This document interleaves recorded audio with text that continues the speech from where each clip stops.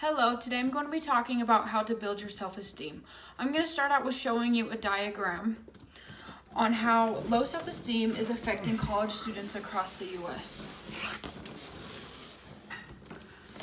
The top three are the most effective, and the first one is their appearance, and that goes at about 60%. Their second one is their ability, which is about at 50%. And their intelligence runs at about 40%. And the last three is what they're least insecure about, which is their family's economic status, their religion, and their sexual orientation. So that's kind of just an overview of what most college students are insecure about. Statistics show that over 70% of girls ages 15 to 17 avoid doing their daily activities when they feel bad about their looks, and more than 40% of boys in middle school and in high school dislike their body figures.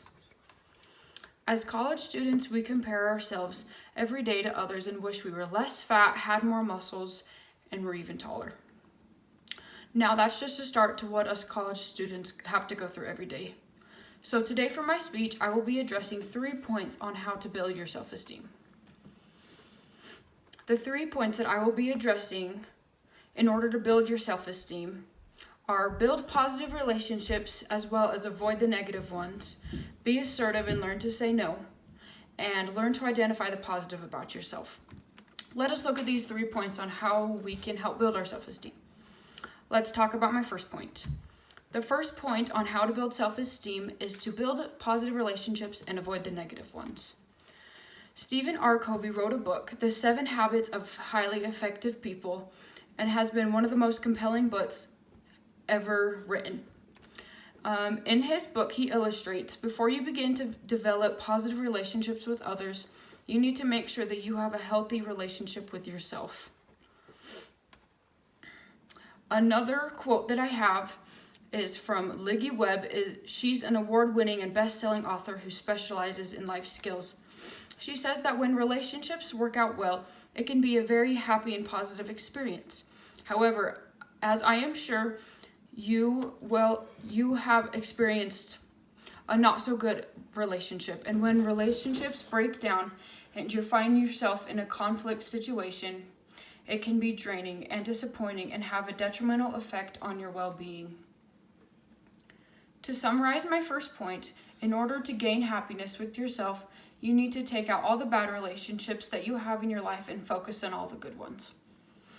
Moving on to my second point, learning to become more assertive and say no. Sonia Ruano, a leadership coach, addresses, before saying yes to someone else, make sure that you are not saying no to yourself.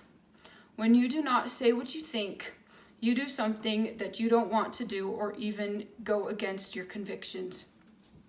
Another quote that I found for this topic is from Kids Health Behavioral Health experts. Inform that people who speak assertively send messages that they believe in themselves. They're not too timid and they're not too pushy. They know that their feelings and ideas matter.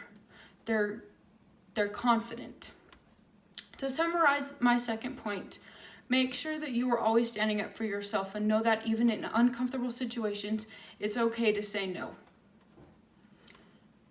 Finally, for my last point, learn to identify the positive about yourself.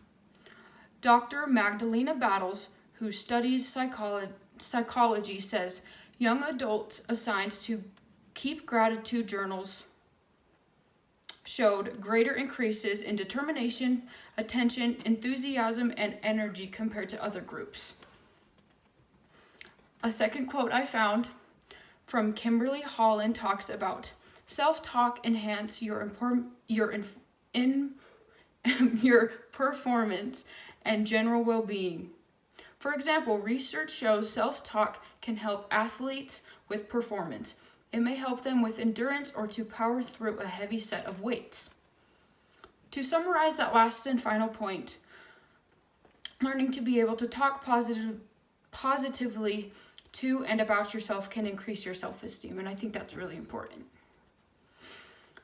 As you can see from many researchers in the nation, know that building positive relationships Being more assertive and learning to say no and identifying the positive about yourself can really benefit you and increase your self-esteem. I hope that by giving you these 3 points can help you improve your self-esteem.